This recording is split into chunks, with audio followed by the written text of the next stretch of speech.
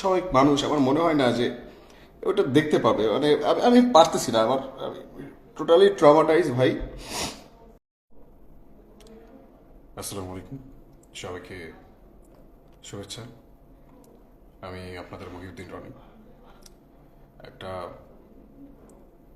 আজকের ঘটনা শেয়ার করছি আপনাদের সঙ্গে। আজকে আমি আমার মাকে নিয়ে আজকে যে পঙ্গু হাসপাতাল সেখানে যাই। তার সঙ্গে আমাদের আন্দোলনে আমাদের যে সকল শিক্ষার্থী ভাই বোনেরা ছিল তাদের কি অবস্থা সেটাও দেখতে যাই। তো সেখানে গিয়ে দেখি যে অনেকে গুলি খেয়ে তাদের অনেকের হাড় ভেঙে গেছে, অনেকের পা কেটে ফেলতে হয়েছে, এবং দেখা গেছে যে অনেকের বাবা নেই বা মা নেই, বন্ধুরা এখন শুধুমাত্র পাশে আছে। তো অর্থনৈতিকভাবে দেখা যায় যে সরকার দায়িত্ব নেবে বলেছেন, তবে ওখানে থাকা খাওয়া সহ অনেক রকম ওষুধ কিন্তু বাইরে থেকে কিনে আনতে হয়। তো নিজের চোখে দেখে আসলাম ওখানে অনেক রকম জটিলতা তাদের জীবন যাচ্ছে। আর তার পাশে আবার চক্ষু ইনস্টিটিউটে গেলাম, সেখানের অবস্থা তো আরও ভয়াবহ। সেখানে দেখলাম যে আমাদের অনেক শিক্ষার্থী ভাইরা আছে, অনেক সাধারণ মানুষ আছে যারা আন্দোলন চলাকালীন সময়ে পুলিশের গুলিতে চোখ হারিয়েছেন, এবং তাদের মধ্যে অনেকে আছে যাদের দৃষ্টিশক্তি একদম নষ্ট হয়ে গেছে, তারা আর দেখতে পাচ্ছে না। তারা আর ভবিষ্যতে দেখতে পাবে কিনা আমরা আসলে কি বলবো। আমার হাতটা এখনো কাঁপছে যে আমার মনে হচ্ছে আমি খুবই ট্রমাটাইজ। আমার মনে হয় যে কোনো মানুষ যদি ওখানে যায় আর ওই সিনগুলো যদি দেখে, সে যদি মানুষ হয়ে থাকে, সে মানে আমি চ্যালেঞ্জ দিয়ে বলতে পারি যে সে তার চোখে পানি ধরে রাখতে পারবে না। তো সবার আগে আমাদের এখন যেটা দরকার, আমি ওখানে গিয়েছিলাম, হ্যাঁ আমরা শুনেছি, আমাদের বলা হয়েছে যে সরকারিভাবে তাদের ট্রিটমেন্টের ব্যবস্থা করা হবে, ওইভাবে আশ্বস্ত করা হয়েছে। তবে এখনও কিন্তু তাদের কাছে সেই ট্রিটমেন্টের জন্য বা তাদের প্রয়োজনীয় যে সকল উপকরণ দরকার, সবাই কিন্তু সমানভাবে ট্রিটমেন্টটা পাচ্ছে না। এখন আওয়ামী দোষরা তো সব জায়গায় আছে, কম বেশি হাসপাতালেও আছে। আমাদের যে সকল ভাইয়েরা ওখানে আছে, আজকে অনেকে অভিযোগ জানালো যে ভাই অনেকে আসছে, আসার পর কথা বলছে যে তারা ট্রিটমেন্ট করাবে, তারা সাপোর্ট দিবে, কিন্তু সবাই ভিডিও করে নিয়ে চলে যায়, সামাজিক যোগাযোগ মাধ্যমে দেয়, কিন্তু আমাদের কাছে কোনো সহযোগিতা আসে না।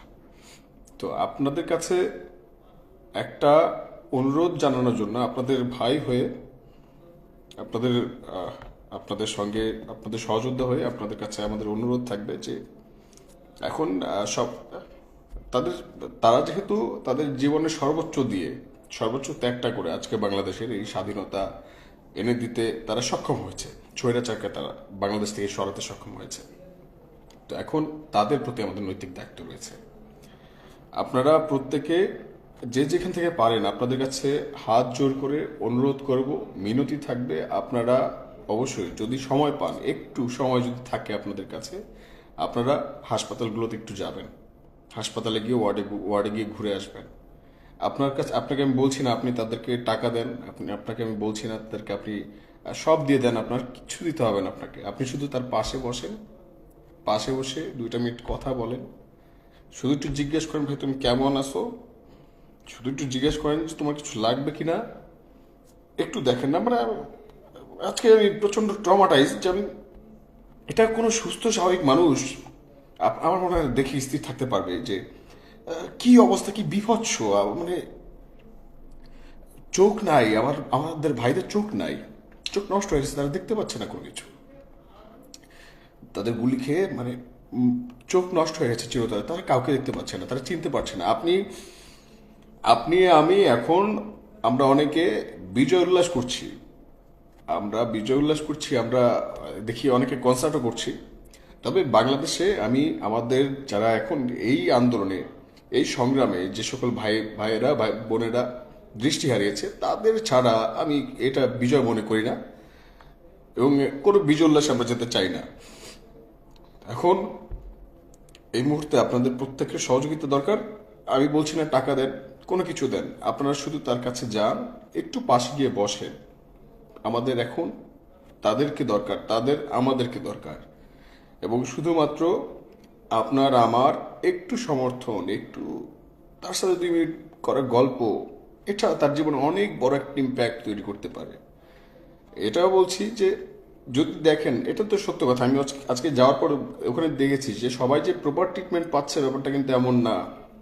মিডিয়াতে দেখানো হচ্ছে যেভাবে, কিন্তু বাস্তবে গিয়ে দেখলাম যে আসলে ব্যাপারটা এমন না। ওখানে সবাই যারা বলছে সরকারিভাবে ট্রিটমেন্ট দিচ্ছে, হাসপাতাল থেকে সব রকম ওষুধ দিচ্ছে, খরচ দিচ্ছে, ব্যাপারটা এমনও না।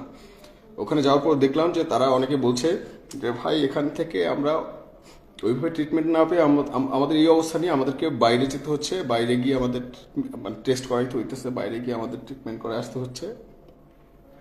আমাদেরকে যে সকল ওষুধ, এখানে সব রকম ওষুধ পাওয়া যায় না, আমাদেরকে বাইরে থেকে গিয়ে ওষুধ কিনে আনতে হচ্ছে। তো ওই অবস্থা, শরীরের ওই কন্ডিশন নিয়ে আমাদের ভাইরা বাইরে গিয়ে ওষুধ কিনে আনতেছে। তো যদি ওই ওষুধ, তার যে যেতে কষ্ট হয়, তার শরীরে যে আঘাত, ওইটা দেখার পর কোনো সুস্থ স্বাভাবিক মানুষ আমার মনে হয় না যে ওটা দেখতে পাবে। মানে আমি পারতেছি না, আমি টোটালি ট্রমাটাইজ ভাই। আমি এত শক্ত মানুষ, আমি কখনো আমার এত খারাপ লাগে না, আমি পারতেছি না, এমন একটা অবস্থা।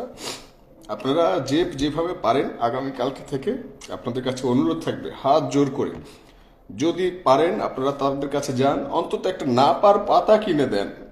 আপনাদেরকে বলবো যে অন্তত একটা নাপার পাতা কিনে দেন। আপনাদের সবকিছু দিতে হবে না, অন্তত তাকে দুপুরে খাবারটা একটু এনে দেন। অনেকে খাবার খেতে পারে না, ভাত খেতে পারে না, অনেকে স্যুপ প্রয়োজন হয়, পাতলা খাবারের প্রয়োজন পড়ে। অন্তত আপনি একটা আপেল কিনে দেন, একটা ফল কিনে দেন। আমাদের ভাইদেরকে এখন তাদেরকে সেভ করাটা আমাদের জন্য গুরুত্বপূর্ণ। এবং মনে রাখবেন, বিজয় উল্লাস করা যাবে কিন্তু একা না, আমরা প্রত্যেকটা ভাইকে সাথে নিয়ে তারপর বিজয় উল্লাস করব। যতক্ষণ পর্যন্ত আমাদের ভাইরা সুস্থ না হচ্ছে, আমার বোনেরা সুস্থ না হচ্ছে, তারা যতক্ষণ পর্যন্ত তাদের দৃষ্টি ফিরে না আসতেছে, তারা পৃথিবীর স্বাধীন বাংলার সৌন্দর্য না দেখতে পাচ্ছে, ততক্ষণ পর্যন্ত কোনো বিজয় না। ততক্ষণ পর্যন্ত আমরা কেউ বিজয় উল্লাস করবো না। তারা ফিরে আসবে, তাদেরকে একসাথে নিয়ে, সেই বীরদেরকে একসাথে নিয়ে তারপর আমরা বিজয় উল্লাস করবো, এর আগে আমরা করবো না। এটা আমার কমিটমেন্ট, আপনারও কমিটমেন্ট, এটা হওয়া উচিত। এখন যদি সম্ভব হয়, এটা আমাদের রিকোয়েস্ট থাকবে, যদি সম্ভব হয় আপনারা যাবেন। আর যদি কোনোভাবে মনে করেন আমাদের কারো সহযোগিতার প্রয়োজন, আমাদেরকেও জানাবেন, আমরাও যাব, সবাই মিলে একসাথে যাব। কিন্তু আমাদের কোনো ভাইকে আর কোনো রকম অবহেলার মধ্যে আমরা থাকতে দেবো না। তারা যেন তাড়াতাড়ি সুস্থ হয়ে যায়, তারা যেন তাড়াতাড়ি আমাদের কাছে ফিরে আসে, তারা যেন মায়ের কোলে ফিরে আসে, এটাই আমাদের চাওয়া। আপনারা ভালো থাকবেন, সুস্থ থাকবেন, আর বেশি কিছু বলার নেই। দোয়া রইল সবার জন্য। আর কাউকে বলছি না আমার বিকাশে টাকা দেবেন, প্লিজ বিকাশে টাকা দেবেন না। কেউ যদি আমার নাম ভাঙিয়ে বলে বিকাশে টাকা দেওয়ার কথা, আপনারা তাকেও বিকাশে ভুলেও টাকা পাঠাবেন না। আমি কোনো বিকাশে টাকা নিচ্ছি না, কোনো অ্যাকাউন্টে টাকা নিচ্ছি না। আপনারা প্রত্যেকে নিজে নিজে যাবেন, এটা আপনার দায়িত্ব, আমার দায়িত্ব।